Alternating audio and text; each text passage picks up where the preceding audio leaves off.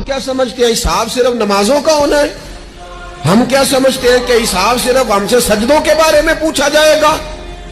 یہ بھی سوال ہوگا، یہ بھی صحیح بخاری مسلم میں موجود ہے، صحیح حدیث میں موجود ہے کہ رب فرمائے گا او بندے میں بھوکا تھا تو نے مجھے روٹی نہیں کھلائی، میں پیاسا تھا تو نے پانی نہیں پلایا، کپڑوں کی حاجت تھی تو لے کے نہیں آیا، میں بیمار تھا تو نے تیمارداری نہیں کری۔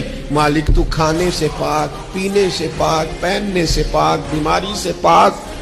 تو رب کریم فرمائے گا وہ جو تیرے پڑوس میں بندہ بیمار تھا تو میں ہی تو تھا نا، وہ جو تیرے پڑوس میں آدمی بھوکا تھا تو بندہ تو میرا ہی تھا نا، وہ جو تیرے دائیں بائیں لوگوں کو حاجت تھی تو وہ میرے ہی بندے تھے۔